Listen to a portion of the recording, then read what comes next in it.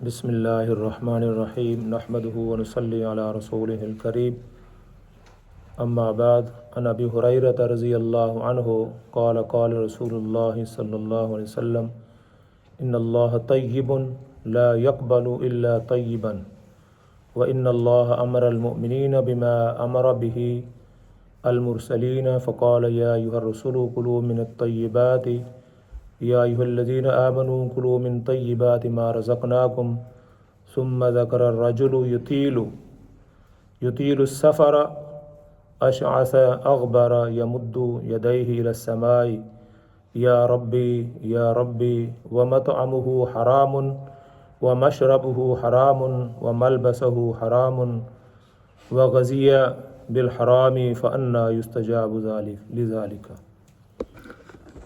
پچھلے درس کے اندر دعا کی اہمیت پر کچھ باتیں عرض کی تھی۔ اللہ رب العزت قرآن حکیم کے اندر ارشاد فرماتے ہیں ادعوا ربکم، مجھ سے دعا کرو اور میں تمہاری دعاؤں کو قبول کروں گا۔ ظاہر بات ہے اللہ کے علاوہ بندے کی دعا کون قبول کر سکتا ہے۔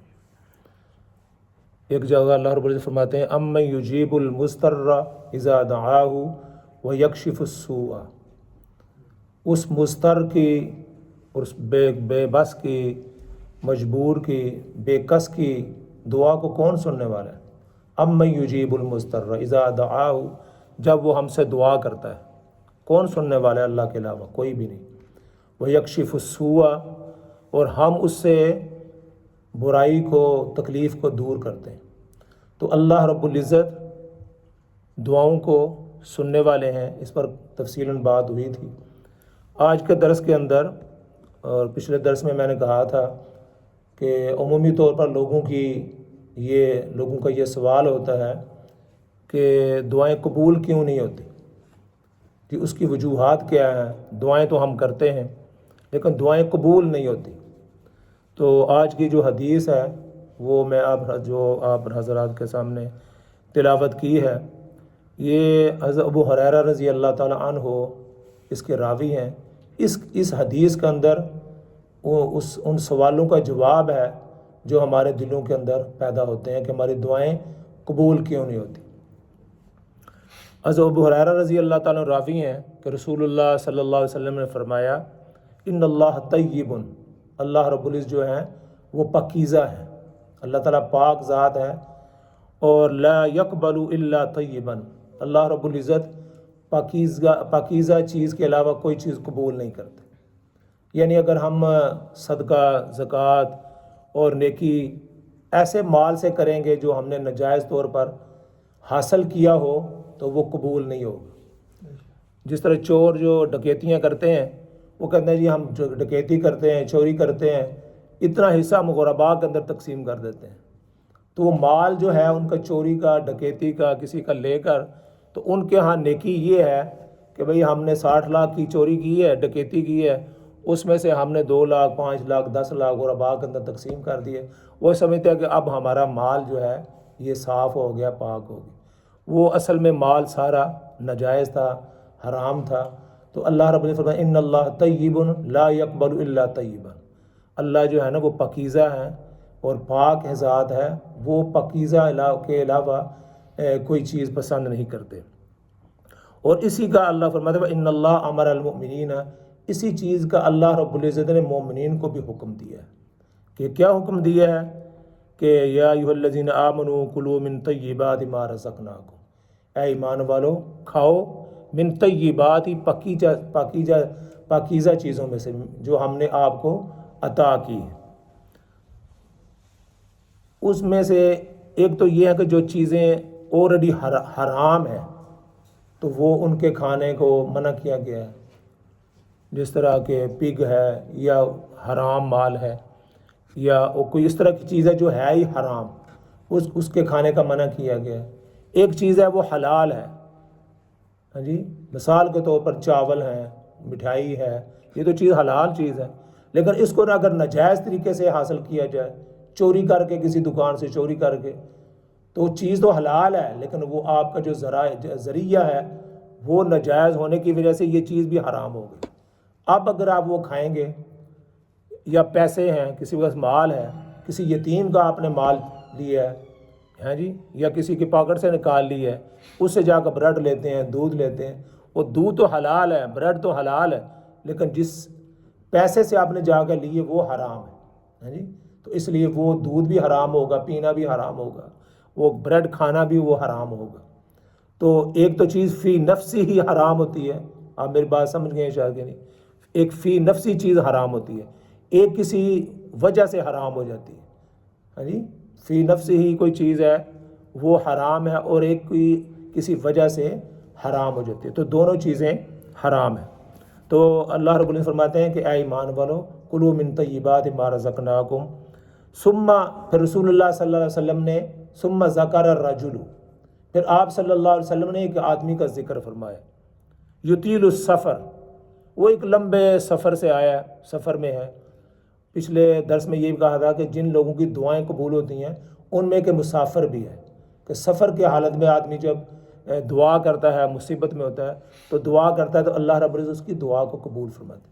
اس طرح مریض ہے، فرمایا اس کے پاس جب جاؤ تو اس سے بھی اپنے لیے دعا کا کہو، کہ مریض کی اللہ رب العزت بھی دعا کو سنتے ہیں، کیونکہ وہ اس وقت تنگی کی حالت میں ہوتا ہے، مصیبت میں ہوتا ہے، تو اس کا براہ راست اللہ سے رابطہ ہوتا ہے، اس کو اور کوئی چیز نہیں، دوبارہ اللہ اللہ جی، اٹھتے بیٹھتے لیٹتے وہ اللہ اللہ، یا اللہ معاف فرما دے، یا اللہ مجھے صحت عطا فرما دے، تو اللہ رب العزت کے ساتھ اس کا لنک ہوتا ہے اور رابطہ ہوتا ہے۔ فرماتا ہے رسول اللہ صلی اللہ علیہ وسلم فرمایا کہ اس کے پاس جب جاؤ تو اس کے لیے بھی دعا کرو، اس سے بھی دعا کرواؤ کہ یہ تم ہمارے لیے دعا کرو۔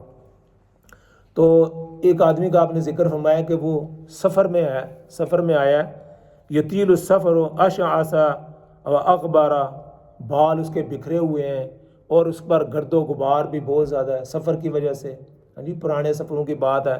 آج بھی اگر کوئی آدمی سفر کرے، چاہے جہاز کا بھی ہو، جب آدمی اترتا ہے تو حالت بڑی اس کی خراب ہوتی ہے، بال بکھرے ہوتے ہیں، کپڑے خراب ہو جاتے ہیں، آنکھیں اس کی وہ جو ہے نا وہ نیند کی وجہ سے یا خوف کی وجہ سے، ڈر کی وجہ سے، سفر کا بھی ڈر ہوتا ہے، بس پر بھی آدمی بیٹھے، جہاز پر بیٹھے، تو سارے اثرات سفر کے آدمی کے اوپر ہوتے ہیں۔ اب نبی پاک صلی اللہ علیہ وسلم فرماتے ہیں کہ ایسا شخص کیا کہتا ہے، یمد یدیہ الی السماء، اس نے اپنے ہاتھوں دونوں کو آسمان کی طرف اٹھایا ہوتا ہے اور کیا کہتا ہے، یا ربی یا ربی، دعا کر رہا ہوتا ہے۔ جیسے میں نے پچھلے بار کہا نا کہ مسافر کی اللہ رب العزت دعا فرماتے ہیں، تو آپ صلی اللہ علیہ وسلم ایک مسافر کا ذکر کرتے ہیں، وہ کیا کہتا ہے، یمدو، اپنے ہاتھوں کو اٹھا کے یا ربی یا ربی، لیکن کیا ہوتا کیا ہے، اس کی دعا قبول نہیں ہوتی، دعائیں کر رہا تھا، دعائیں قبول نہیں، کیوں، وجہ کیا ہے، فرمایا وَمَطْعَمُهُ حَرَامٌ، اس کا کھانا جو ہے وہ حرام ہے، وَمَشْرَبَهُ، اور اس کا پینا حرام کا ہے،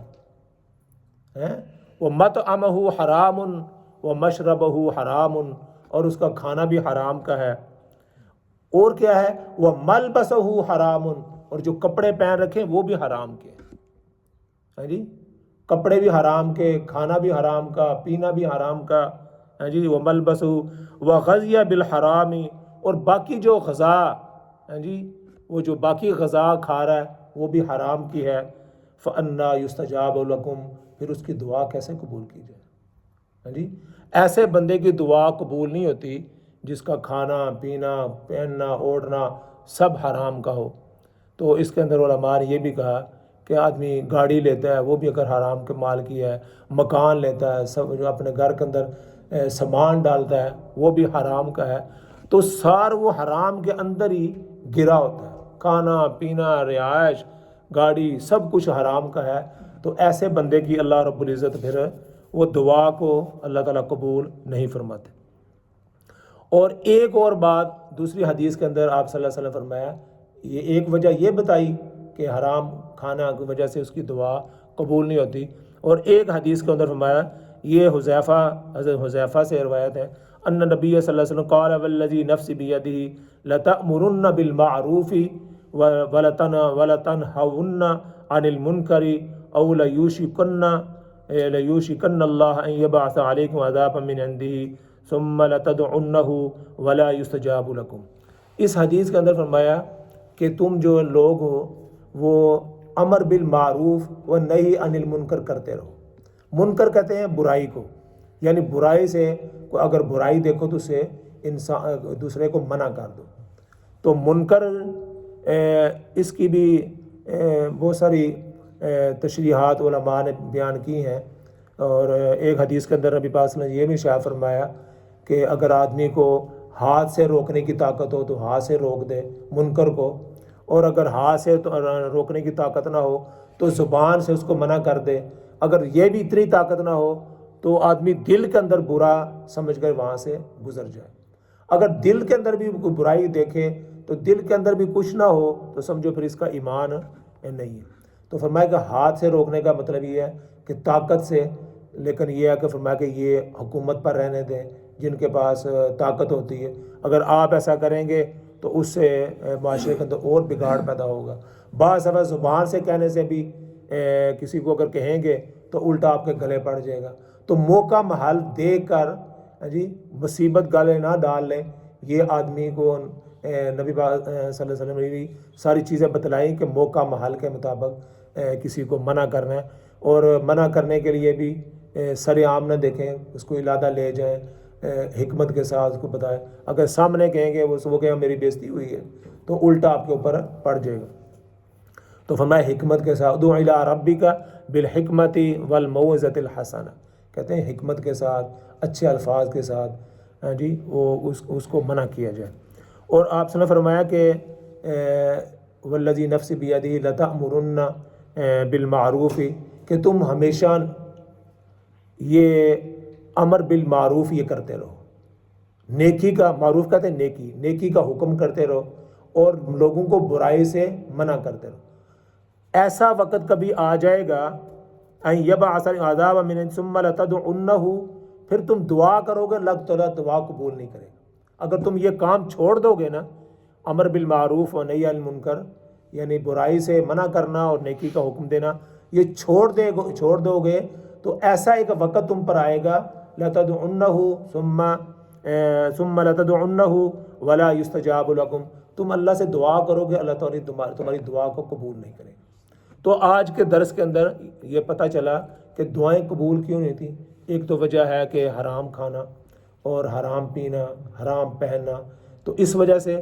اور دوسری نبی پاک صلی اللہ علیہ وسلم وجہ یہ فرمائی کہ امر بالمعروف لوگوں نے چھوڑ دیا ہے، برائی دیکھتے ہیں لیکن برائی سے کسی کو منع نہیں کرتے. میں نے یہ بھی بتایا کہ برائی سے منع کرنا مطلب یہ ہے کہ ہاتھ سے روک دیں، ہاتھ سے نہیں روکتے زبان سے. کم از کم دل، آج کل یہ اتنا ایمان ہونا چاہیے کہ دل سے آدمی برا سمجھے کہ یار یہ کام اچھا نہیں ہو رہا. تو اگر اتنا بھی آدمی کرتا رہے تو اللہ تعالیٰ اس کی دعا کو قبول فرماتے ہیں. اور ایک بات نبی پاک صلی اللہ علیہ وسلم نے یہ بھی شائع فرمائی کہ غافل دل کے ساتھ دعا نہیں کرنی. یعنی آدمی ہاتھ اٹھائے ہوئے ہیں لیکن اس کا دماغ اور دل وہ حاضر نہیں ہے، غافل دل ہے، دھیان نہیں ہے اللہ کی طرف، پورا کانفیڈنس اور پورا اللہ کی طرف متوجہ نہیں ہے. اس پر ایک واقعہ، حجاج بن یوسف جو ہے ایک بڑا ظالم بادشاہ تھا. اس کے بارے میں لکھا ہے کہ اس نے دیکھا کہ کوئی نبینہ افراد ہیں، وہ خانہ کعبہ کا طواف کر رہے ہیں اور دعا کر رہے ہیں کہ یا اللہ ہمیں آنکھیں دے دے، یا اللہ ہمیں آنکھیں دے دے. اس نے ایک دن دیکھا تو وہی دعا کر رہے تھے، دوسرے دن دیکھا تو وہ بھی یہی دعا کر رہے تھے. وہ 3-4 دن گزرے نا تو اس نے کہا کہ یہ ان کی دعا ابھی تک قبول نہیں ہوئی، یہ کیا چکر ہے. تو انہوں نے کہا اوے بات سنو ادھر آؤ، کیا دعا کروں گی؟ ہم تو امیر المومنین، ہم یہ دعا کر رہے ہیں کہ اللہ تعالیٰ ہماری آنکھیں لٹا دے. اس نے کہا کہ اگر کل تک تمہاری آنکھیں ٹھیک نہ ہوئی نا تو تمہاری گردنیں اتار دوں گا میں. حجاج بن یوسف نے کہا کہ کل تک اگر تمہاری دعا قبول نہ ہوئی تو تمہاری گردنیں دونوں اتر جائیں گی. اب یہ تو ڈر گئے، انہوں نے کہا یا اللہ ہم تو آنکھیں مانگنے آئے تھے، یہ تو گردن بھی جا رہی ہے. تو انہوں نے اس کے بعد کہتے ہیں اتنے خشوع اور خضوع سے اللہ سے دعا کی کہ یا اللہ ہم تو آنکھیں مانگنے آئے تھے، یہ تو گردن بھی جا رہی ہے. تو اتنے خوف اور اتنے ڈر سے کی، تو دوسرے نے دیکھا تو ان دونوں کی آنکھیں بالکل دیکھ رہے تھے، آنکھیں ان کی درست ہو گئی تھی. یعنی پہلے کہنے کا مطلب ہے کہ پہلے وہ اخلاص اور وہ ڈر اور خوف اللہ کے یہاں نہیں تھا، جو اس کے بعد پیدا ہوا جب پتہ چلا کہ اب تو گردن بھی اترنے والی. تو اس سے پتہ یہ چلا یہ واقعہ سے کہ پورے اخلاص کے ساتھ جب آدمی دعا کرے گا تو اللہ تعالیٰ دعا اس کی قبول کرتے ہیں۔ تو دعائیں کرتی رہنی چاہیے، دعائیں ضائع نہیں ہوتی۔ پچھلے درس میں نے یہ بھی کہا تھا کہ اللہ رب العزت انسان کی دعا کو قبول کر لیتے ہیں۔ 3 حالتیں ہوتی ہیں، یا دعا کو قبول فرما لیتے ہیں، یا آخرت کے لیے اس کا ذخیرہ کر دیتے ہیں، یا اس کے بدلے میں اس پر کوئی تکلیف آنے والی ہوتی ہے تو اللہ رب العزت اس کے بدلے میں اس تکلیف کو دور کر دیتے ہیں۔ تو دعا آدمی کی ضائع نہیں ہوتی، دعا اللہ رب العزت سے کرتے رہیں اور پورے اخلاص سے کرتے رہیں، انشاءاللہ اللہ رب العزت ہماری دعاؤں کو قبول فرمائیں گے۔ وآخر دعوانا الحمدللہ۔